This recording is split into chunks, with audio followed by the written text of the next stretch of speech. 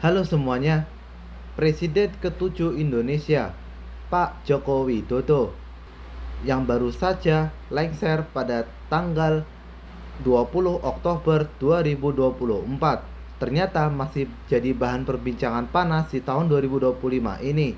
Banyak orang menuduh dia sebagai koruptor karena proyek-proyek infrastruktur di zaman dia penuh dengan markup. Dia juga diduga melakukan nepotisme keluarga sampai melakukan pelemahan lembaga anti korupsi yaitu KPK. Tapi sampai bulan November 2025 ini Pak Jokowi kok belum juga dihukum atau bahkan diperiksa secara serius seperti yang diinginkan oleh sebagian netizen. Tapi sebelum kita bahas, kita telusuri dulu latar belakangnya agar kita bisa memahaminya. Yang pertama, sejarah tuduhan korupsi terhadap Jokowi. Sebenarnya tuduhan korupsi terhadap Jokowi bukan barang baru. Mulai dari masa jabatannya sebagai Gubernur DKI Jakarta, udah ada isu-isu seperti pengadaan bus Transjakarta yang katanya ada markup. Tapi menjadi meledak ketika dia menjadi presiden selama 2 periode. Pada 2014 sampai 2024, Pak Jokowi dikenal sebagai presiden infrastruktur karena proyek gila-gilaannya seperti IKN Nusantara, kereta cepat Jakarta-Bandung, tol Trans Jawa, dan juga bandara-bandara baru. Para pengamat bilang kalau proyek ini banyak amburadul dan merugikan negara triliunan rupiah. Misalnya aja kereta cepat yang awalnya nggak pakai APBN, malah ngambil dana negara 3,4 triliun untuk menutupi biaya yang membengkak. Kemudian ada tuduhan nepotisme.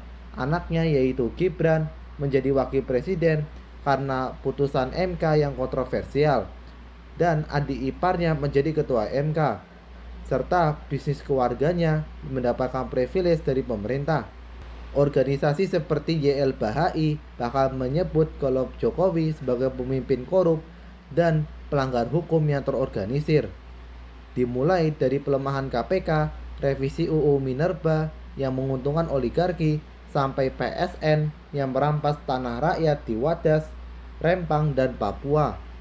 Di pengadilan, kasus korupsi menteri-menterinya seperti Johnny Plate, Yasir Limpo, nama Jokowi sering disebut-sebut, tapi nggak pernah ditindaklanjuti.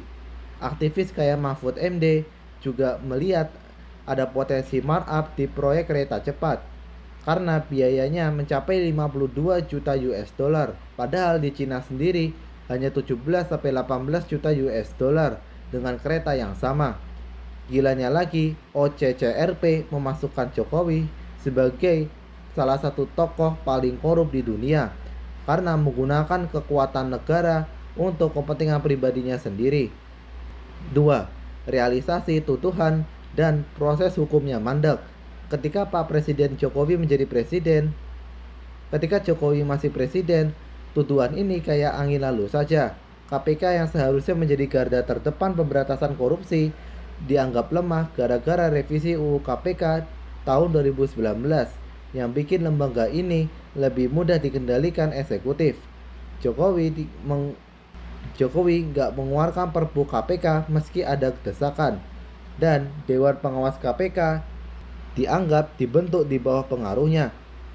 Banyak kasus yang menyentuh Jokowi dan keluarganya, seperti dugaan korupsi Blok Medan yang melibatkan Bobby dan penyelundupan biji nikel yang merugikan negara triliunan rupiah. Tapi KPK dianggap sangat cuek. Kenapa? Karena komisioner KPK dipilih dan ditetapkan oleh Pak Jokowi. Bahkan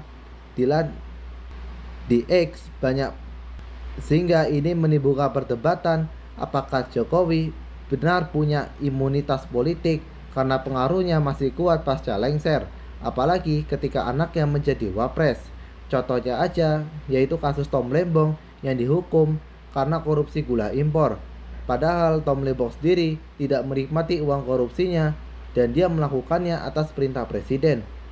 Dan menteri era Jokowi seperti Nadiem dan Yakut juga diperiksa oleh KPK terkait dugaan korupsi. Dan nama Jokowi juga disebut, tapi gak ada panggilan buat dia. 3.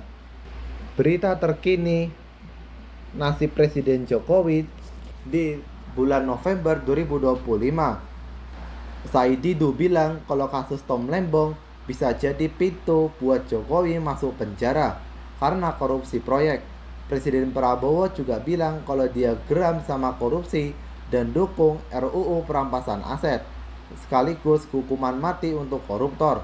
Tapi belum ada gerakan nyata ke Jokowi. Yang bikin masyarakat marah, tuduhan korupsi Jokowi yang sangat besar, tapi nggak ada tindakan. Banyak yang bilang kalau jangan harap mantan presiden akan diusut, karena sepanjang sejarah Indonesia jarang sekali hal ini bisa terjadi. 4. Lalu bagaimana solusi tentang permasalahan kasus Jokowi? Ya, solusinya adalah Prabowo merombak total KPK agar bisa sekuat sebelum era Jokowi.